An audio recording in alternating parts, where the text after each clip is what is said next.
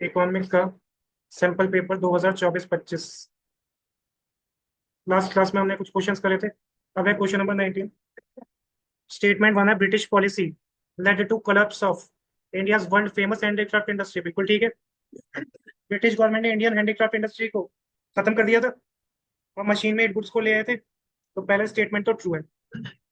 Statement two, during the colonial rule contribution of industrial sector to GVA increase significantly. नहीं, gross value added थोड़ी बढ़ा था। Colonial rule के time पे industrial sector तो downfall हो गया था, तो ग्रॉस वैल्यू एडेड थोड़ी बढ़ेगी, बल्कि क्या हुई थी, डिक्लाइन हुई थी। तो ये क्या है, फॉल्स। आंसर होगा स्टेटमेंट वन ट्रू है, बट सेकंड क्या है, फॉल्स। क्वेश्चन नंबर 23 दे रखा है, which of the following statement, ध्यान से पढ़ना है, incorrect about the financial sector reform introduced in 1991। New economic policy आई थी एलपीजी 1991 में। पहला दे रखा है, enable the establishment of private sector bank Indian as well as foreign. ये तो ठीक है। प्राइवेट सेक्टर बैंक्स का ओरिजिन हुआ था फाइनेंशियल सेक्टर रिफॉर्म्स में।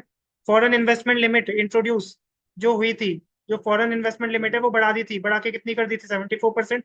ये भी सही है, कितना ही किया था। Foreign institutional investors were allowed to invest in Indian financial market. FII Indian financial market में इन्वेस्ट कर सकते थे। ये भी ठीक है। Next point, change in the role of RBI from facilitator to regulator, ये गलत है।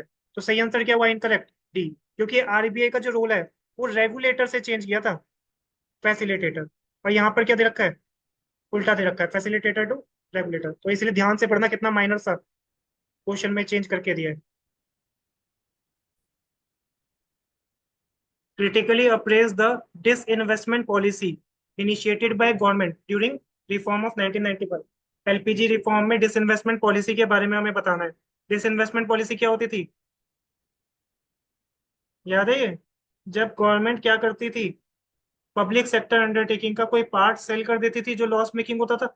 जब पब्लिक सेक्टर अंडरटेकिंग का जो लॉस मेकिंग पार्ट है उसको क्या कर देते थे, सेल कर देते थे, उसे हम कहते थे डिसइन्वेस्टमेंट पॉलिसी। प्राइवेटाइजेशन में पढ़ा था ये, ठीक है।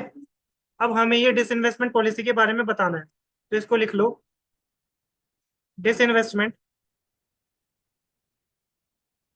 एम। डिसइन्वेस्टमेंट का क्या एम था, to boost the financial discipline, to boost the financial discipline. हाँ, करो।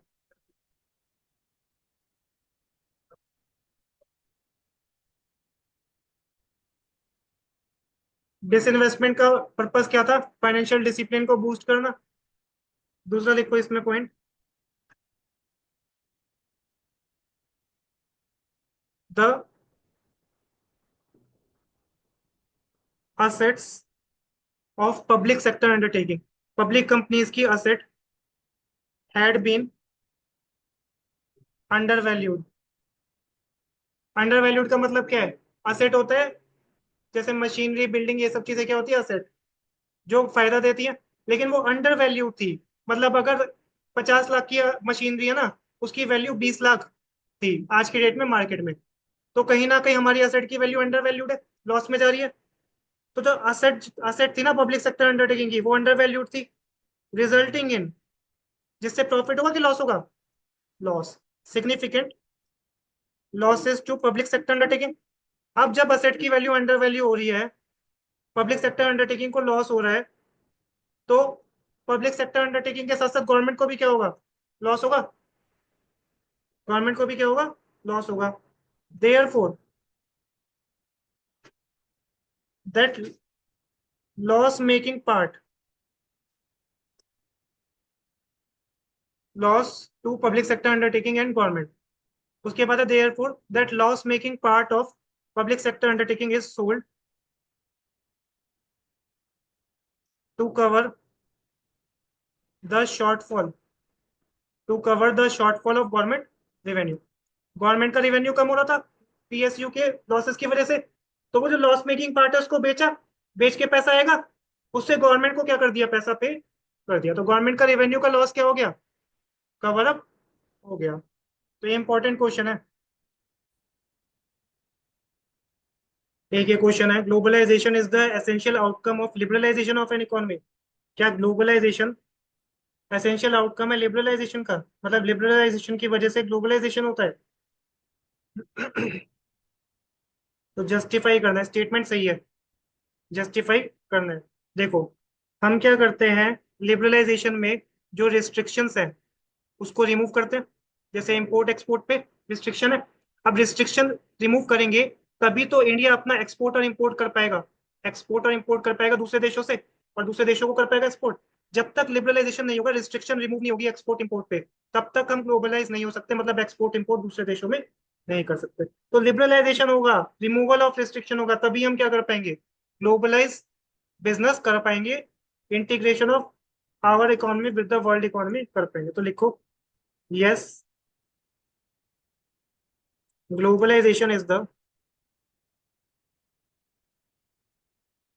essential outcome of liberalization.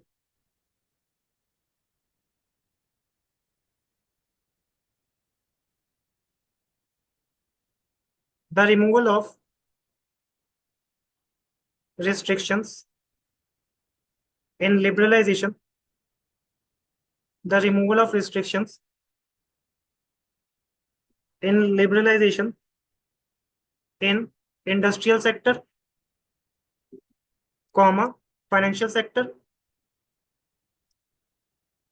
comma, trade and investment policy, ये सब रिफॉर्म पढ़े थे ना 1991 में, etcetera, open the doors, open the doors of the Indian economy, open the doors of Indian economy to the rest of the world. Rest of the world का मतलब क्या होता है, foreign, to the rest of the world, open the doors of Indian economy to the rest of the world. Hence, liberalization helps in integration